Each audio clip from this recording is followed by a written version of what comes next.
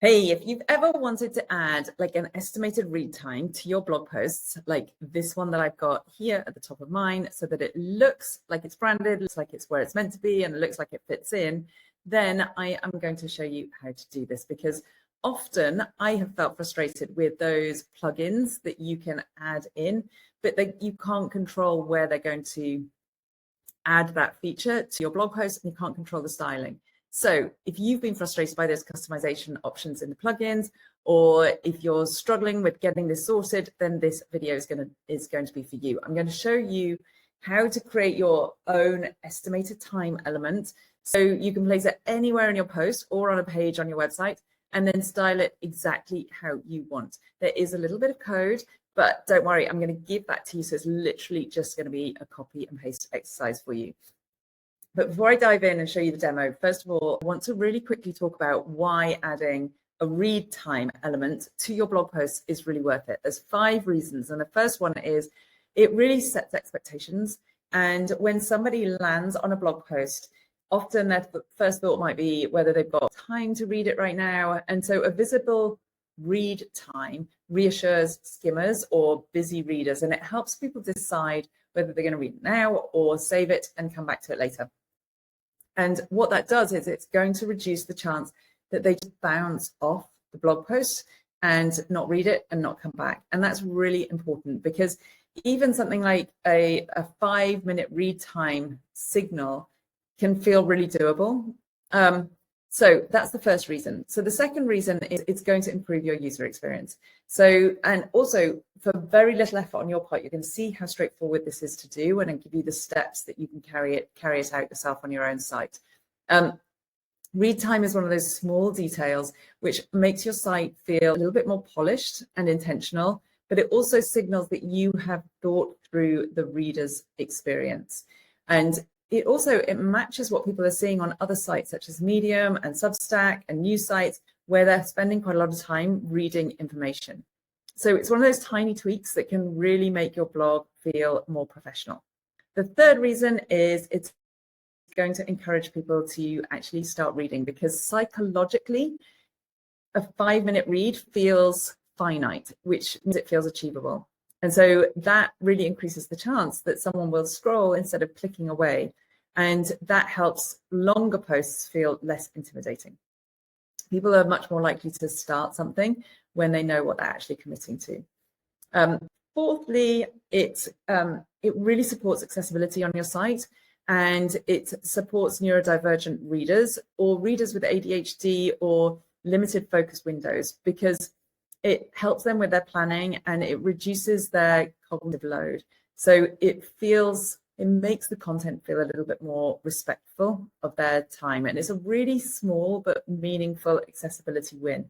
So the final thing is it can improve engagement signals. So whilst read time itself isn't a direct SEO ranking factor, when people stay on the page, or when there's better engagement on your pages or your posts, when people are spending more time there, then that can reduce the bounce rate, and that in turn signals in a positive way that your website is more engaging. So those kind of signals are really important to search engines. So in other words, it's really indirectly, it's going to help your content perform better.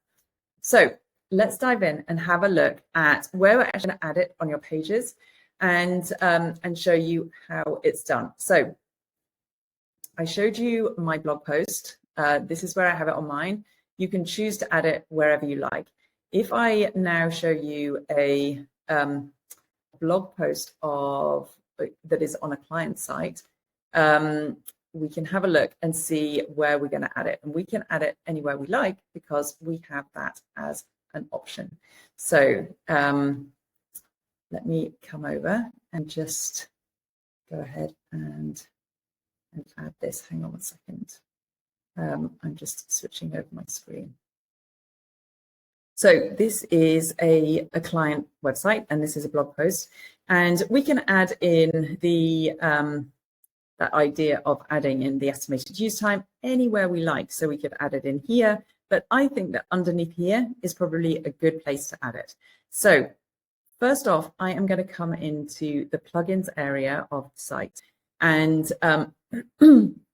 If you haven't added a plugin before, it's really quite straightforward. We're going to come into plugins. We're going to click onto add plugin in WordPress. And plugins are really just, they extend the functionality of a website. And they're a little bit like apps on your phone. So when you come in here, you have a repository of plugins, and some of them are free, some of them are freemium, which means that you can get started for free with limited features and upgrade if you want to. This one that we're going to use is called Code Snippets. It's free. I'm going to click on install. We can see that it's had over 1 million active installations. It's got good reviews. It was last updated reasonably recently. It is untested with this version of WordPress, but I'm using it on other sites. I know that it's a reputable one. So now it's installed, I can activate it. Once it's activated, we will see an option show up down here in the left-hand column called snippets, and that's where we can go and add our snippet from, or create the snippet itself. So I am just grabbing the snippet itself, which is the code that I'm going to give you access to. So now we're here on our plugins, and here we can see snippets. I'm going to click on to add new. And this opens up an option for us to add in some code. And this is where I'm literally just going to do paste. And this pastes in what I had on my clipboard. This is the code that I'm going to give you. You don't need to worry too much about it. I'm just here. You can see it's saying 200 words per minute. That's a common read speed, but you can change that here if you want to. The other thing that you might want to have a look at is here. I've put estimated read time. That's what's going to show up at the top of the blog post. Again, you can change it. So if you're wanting to just have read time, you can change that here. And then the other thing to pay attention to is this here, which is read time. I'm going to copy that because that's what I'm going to use as the shortcode. So we've got this snippet. I'm going to add in title. I'm going to call it read time. And then I'm going to save and activate it. So once it's saved, you can see that it's now active, and which means it's available for me to add. It's not added it anywhere because it needs the snippet in order to add it.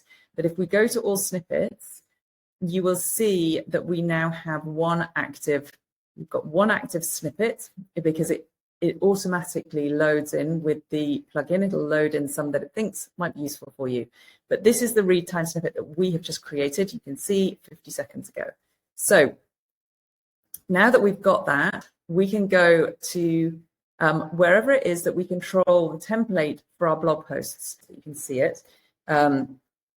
So I'm going to add in a text module. And this, so if you're on Elementor or any other page builder, the process is similar. So here we can see that we've got either the visual builder or the text builder. I'm going to come in here and I'm just adding in read time, but I'm putting it in these square brackets.